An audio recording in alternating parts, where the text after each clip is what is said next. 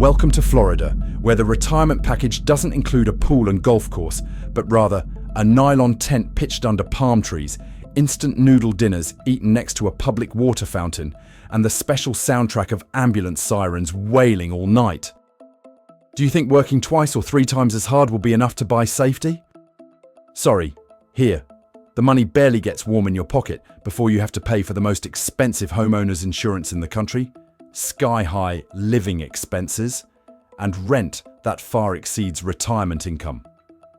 Tens of thousands of unwilling customers are barely surviving right at the foot of multi-million-dollar resorts where crime and substances of unknown origin run rampant, even making the police wary.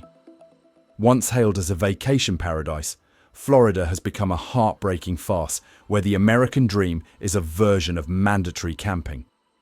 And in today's video, we won't just stop at seeing those haunting zombie streets, but we'll also delve into the reasons why a wealthy state became chaotic, listen to the true stories of the forgotten people, and analyze why even the police are wary. You'll find that Florida is not only a cracked mirror of America today, but also a warning for any city that could fall into a similar spiral. If you arrive in Florida today and see a multitude of tents crammed into the park, don't immediately assume they're just happy weekend camping trips. In reality, this is the home for tens of thousands of residents who have no shelter other than a thin nylon sheet spread on the ground.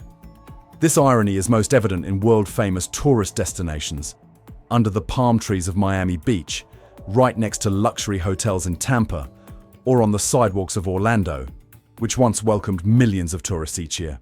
In 2025, Florida recorded over 30,800 homeless individuals, an increase of nearly 15% in just 2 years. Miami-Dade alone has surpassed 9,000 people, the highest number in a decade. Tampa Bay has seen the number of elderly people pushed into homelessness double compared to 10 years ago. These figures not only reflect a social phenomenon, but also represent a major crack in the glamorous image of a state that once called itself a vacation paradise. What makes the picture even more haunting is that many of them once had stable homes. With $1,500, they used to be able to pay rent for a small apartment, provide enough food for the family, and still have a little left over for medicine. But now, that amount is only enough to pay for half a month's rent. What was once a home has become a burden, and when they could no longer bear the weight, they were forced to let the apartment slip through their fingers. Sidewalks, parking lots, or parks suddenly become shared bedrooms for the whole family. Daily life in those outdoor homes is a series of harsh challenges. The elderly, children, and people with mental illnesses, the most vulnerable groups, are worn down by disease, lack of safety, conflict, and even dangerous temptations. Personal hygiene is almost non-existent, and skin diseases and infections are widespread. Some people seem accustomed to outdoor living, cooking on mini stoves, washing clothes at public taps, and hanging them on fences to dry as a daily routine. But that adaptation is just a mask for the harsh reality. Life is being squeezed dry every day. The state government has enacted a law prohibiting sleeping on the streets, requiring the homeless to seek shelter at temporary facilities. But that policy opened up another paradox. Temporary shelters are often overcrowded, lack beds, are unsanitary, and may not even be safe. As a result, the homeless are forced to move constantly, from one street corner to another, like wanderers even within a land that was once promoted as the promised land. And what makes Florida more shocking than New York or California isn't just the numbers. New York has long been accustomed to the sight of tents nestled within the giant city, and California, with a population 1.5 times larger, is also known for Los Angeles or San Francisco grappling with crises. But Florida is different. This was once a place where a dollar went further, where the dream of a comfortable retirement seemed almost within reach. That's why the fall from heaven to the abyss happened so suddenly, so unexpectedly, that many people didn't have time to prepare. Visitors who come here have admitted to feeling dizzy. One person said, "I thought I'd come to the wrong place." Is this really Florida? That astonishment not only reflected the shock at the reality, but also showed the feeling of being betrayed by a promise that was once deeply etched in the memory of America. Florida is no longer a vacation destination, but a stark reminder of the fragility of the American dream. And the lingering question still hangs in the air. If even a state once hailed as a haven for the elderly is becoming accustomed to tens of thousands of people struggling on the streets, where else in America today can offer complete safety? People often think of old age as being associated only with illness and loneliness. But in Florida today, what's even more terrifying is spending your final years huddled on the sidewalk, where each freezing night becomes a struggle for survival.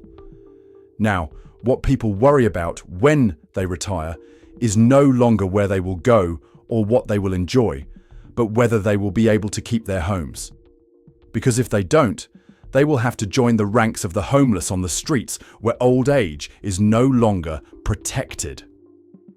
This group of people is the one that society needs to pay the most attention to, because they are like a mirror reflecting the truth of life, working their whole lives, contributing to the country, and yet still being pushed onto the streets in the end. Looking at them, anyone can see a glimpse of themselves, and the fear that that future might be waiting for them ahead. Money has become a harsh gatekeeper, forcing them to withdraw hastily to pay for insurance, taxes, and increasingly expensive living costs before they could even spend it on themselves. The once bustling streets are now marked by desolation. The shop closed early, and the neon sign flickered on the empty sidewalk. A few elderly figures sat huddled by the roadside, with only a tattered backpack beside them, their entire lives condensed into a few belongings. Some people covered their faces to avoid being seen, while others were only strong enough to gasp for breath among the sparse traffic. The average homeless person is already a tragedy, but for the elderly, who have spent their lives working and contributing to the nation, that pain is multiplied. They weren't born homeless, but rather a generation that once had homes and dreamed of a peaceful retirement. Now, everything is reversed, from dream to nightmare. They were once factory workers, interstate truck drivers, and service staff in hotels and restaurants, the silent but important cogs that keep the American economic machine running. They paid taxes, followed the rules, and believed society would give them a secure old age in return. But the reality is harsh. Just one unexpected job loss, declining health, or a doubled insurance bill is enough to push them to the bottom with no way back. A bitter audience member once said, "I worked in Florida for 40 years, but was fired at age 62 and forced to retire early. When I realized I could no longer afford my mortgage, I sold the house and brought my whole family back to the Philippines." That share is a vivid testament to a bitter truth. Even those who have spent their lives connected to this land cannot keep their homes in their old age. That story is not just the sadness of one individual. It reflects the plight of thousands of others. Elderly residents who once contributed to America's prosperity, but are now squeezed by money to the point where they have to leave the place they once called home. Florida today is like a giant casino.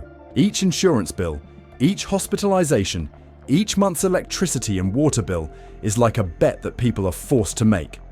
The difference is, this is a game no one wants to play, and the losers are usually the most vulnerable. They had no choice but to keep gambling day by day. And that is the double pain that forces people to bitterly admit. The dream of old age in Florida is no longer a vision of ease, but is hanging precariously on the fragile thread called money. A dream that was once brilliant has now become a cruel game, where every number on the bill can determine the fate of a lifetime.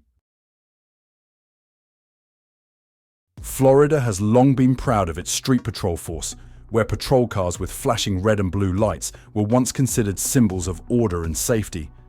But today, even that symbol is wavering. In Miami, Tampa, or Orlando, It's not hard to see police cars slowly cruising past rows of tents erected close to the sidewalk and then turning away without stopping. The flickering lights reflected on the silver tarpaulins, but didn't lead to any intervention. That image evokes a heavy feeling. The forces that were once a support system now also have to keep their distance. That hesitation didn't stem from indifference, but from the realization that each time I entered, it was like opening a pressure cooker. The camps are not just about public order, but a compounding of poverty, disease, mental illness, and even despair. An eviction order can clear a street corner in an instant, but it's like sweeping water from one puddle to another. The homeless continue to wander to another vacant lot, while the police knew this cycle would soon bring them back to the same spot. The previous relocations have left a heavy impact. The meager belongings were hastily packed, and the people slowly departed with helpless looks. Witnessing residents asked, "Where are they going?" A seemingly simple question with no answer. Because answering this requires many things beyond the police's capabilities. Shelter, beds, medical services, psychological support, and housing pathways. Instead, what happened was just eye candy, which angered the public because of the cost, but didn't address the root causes for the security forces themselves. This is not only a professional responsibility, but also a mental burden. They were forced to choose between two options: be heavy-handed and be criticized, or be lenient and be seen as neglecting the situation. Every decision carries the risk of backfiring, leaving both the implementer and the community feeling awkward. It was precisely in that precariousness that Florida revealed a hidden aspect few wanted to admit. The security fence, the last line of defense, was also weakening. And when even those in charge of maintaining order must be wary, the question that haunts more than any statistic echoes: who will be strong enough to keep this city from sinking deeper into the vortex of instability? Florida today is like a raft tossed about in a flood of finances. For many who once believed this was the ideal place to enjoy their old age, each current number feels like a hammer blow against that belief. A coastal home that was once a symbol of safety has now become an unattainable dream. The average home price here is over $583,000, while the national average is only about $451,000. For someone living on a few thousand in retirement each month, this price is like a sheer cliff.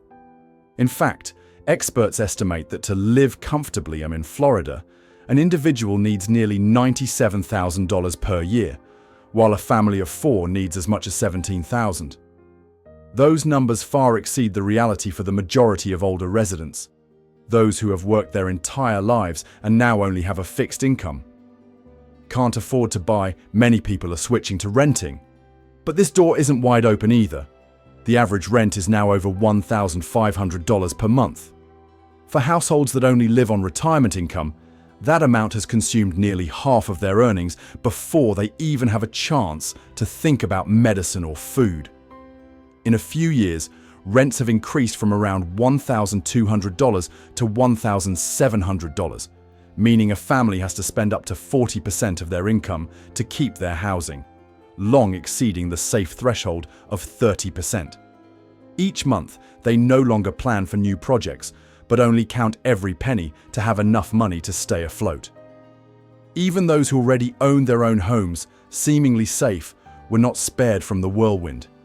Florida homeowners insurance is already the highest in the nation, averaging $2,273 per year, and in many areas, this rate can soar to nearly $12,000. In Tampa Bay, insurance costs have accounted for nearly 15% of monthly mortgage payments, double what they were a decade ago. This burden forced nearly 20% of homeowners to drop their insurance, betting their entire lives on the whims of the weather. A passing storm can wipe out decades of effort, and they know that well, but they have no other choice. The state government tried to take action. The Live Local Act was passed, with hundreds of millions of dollars being poured into affordable housing projects. Some adjustments were also made to stabilize the insurance market. But as construction costs rise and natural disasters become more severe, those policies are like a small blanket that doesn't cover the whole body. People see the effort, but they clearly feel that daily life is no lighter. Putting myself in the real situation, the stuffiness becomes clear. A retired teacher with a $2,000 per month pension can now barely support one person in a small apartment. Not to mention the thousands of dollars in insurance or the cost of repairs after a hurricane. A middle-class family spent their lives saving to buy a condo, but the inspection and maintenance fees following the Champlain Towers collapse turned their roof into a huge burden, pushing them back to square one. When the roof, which was supposed to be the last refuge, becomes something distant, when rent, insurance, and medicine are all like leaky life rafts, many people who spent their lives maintaining stability find themselves more precarious than ever. And the question hanging in their hearts wasn't how much house prices or rents would increase, but rather, is Florida still a place to spend one's old age, or is it just a raft slowly sinking in a flood of costs and injustices? Florida has long relied on two factors to operate: a stream of willing spenders and the belief that it is a safe and relaxing destination. But if just one link in that chain falters, the entire mechanism can easily slide downhill. As images of parks dotted with tents and deserted streets after 9 p.m. became more frequent, guest behavior changed. They booked later, shortened their stays, or moved to areas considered safer. For hotels, this is reflected in reduced room occupancy, while prices remain constant, leading to a decline in nightly revenue. At the same time, security, insurance, and night shift personnel costs increased. Lost revenue also leads to a decline in many ancillary services, such as restaurants, local tours, taxis, and tips, creating a rapidly accumulating chain reaction. The travel retail industry was the first to be affected. Customers walked past instead of entering, forcing the store to maintain longer opening hours with few customers. Already thin profit margins were pushed to the bottom due to protection costs, installing glass barriers, and the risk of loss. Many shop owners chose to close early, making the streets even emptier and further reducing the sense of security. A negative feedback loop forms. Fewer customers lead to less revenue, reduced staff, and then early closure, resulting in even fewer customers. The investment layer also reversed. As perceived risk increases, investors demand higher returns. Many projects had to be put on hold, especially those activities that depend on the night, such as bars and restaurants. The construction site has stalled, leading to job losses for construction workers, subcontractors, and transportation units. Skyscrapers with dark windows not only evoke a sad scene, but are also a source of lost tax revenue for the budget. Meanwhile, public spending has to increase for security, sanitation, and emergency healthcare, while revenue from room, event, and commercial property taxes is at risk of declining. The consequences are also evident in every household. Night shifts have few customers, part-time employees have their hours cut, ride-hailing drivers struggle to find rides, and small business owners have to work morning shifts. Income decreased while fixed costs remain the same, worsening the pressure on living expenses. For seniors working extra to supplement their pensions, losing a few $100s could be the difference between independence and having to rely on their children and grandchildren. The core of this entire spiral is perceived safety. Without a surge in statistics, just the feeling of risk outweighing relaxation will cause tourism revenue to shrink. When that cash flow shrinks, the local economy, public budgets, and public services all suffer. Florida's weakness is its double-edged advantage: bustling urban areas next to wild nature, busy days alongside fun-filled nights. Just break the rhythm of the night, and the travel equation becomes unbalanced. And the question is, How can we bring back a lively evening before an entire tourist season slips away? Florida is at a crossroads with a series of unsettling signs. In just a few years, the number of emergency calls for overdoses has doubled. Tens of thousands of tents have sprung up on sidewalks, and security forces are increasingly wary of approaching these areas.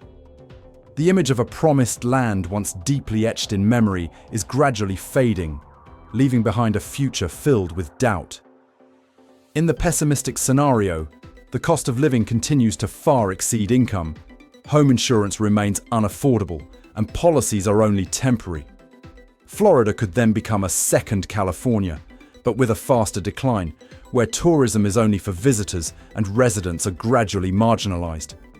Miami, Tampa, or Orlando risk becoming two-tiered cities, brightly lit above, with insecurity and doubt below.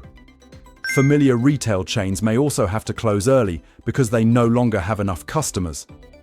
In the moderate scenario, Florida remains in a state of prolonged tension.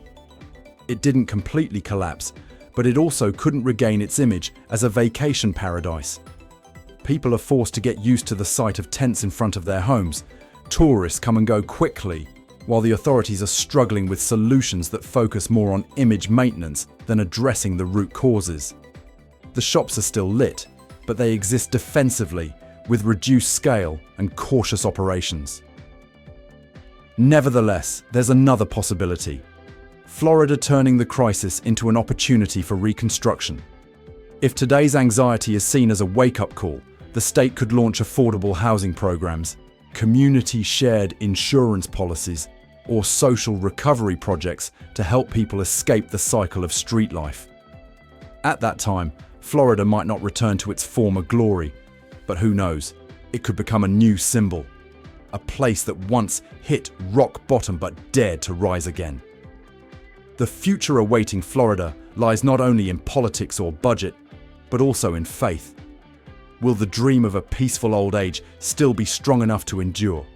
Or will it gradually fade away in streets that are taking on the appearance of a ghost town? Florida today is riddled with too many cracks, from the tight squeeze of living costs and tents sprouting up in parks, to security forces who are wary of the harsh reality. But American history has proven that lands seemingly on the brink of collapse can still find their rhythm again. From hurricanes that swept away streets to financial crises, Florida has repeatedly risen again, reborn with a new face. Hope still lies within the community itself, where ordinary people, local organizations, and even long-standing brands can come together to build a new safety net. Florida may not return to its glorious past, but it can embark on a different journey, where memories, lessons, and community spirit come together to write a more sustainable chapter for the future. The views and analysis presented in the video are general, critical, and exploratory observations and do not substitute for any legal, medical, or social advice. Viewers are encouraged to think independently, discuss, and consult multiple sources before making judgments or taking action. We respect the human rights, privacy, and dignity of every individual, especially the homeless, and are committed to not increasing discrimination or prejudice in any form.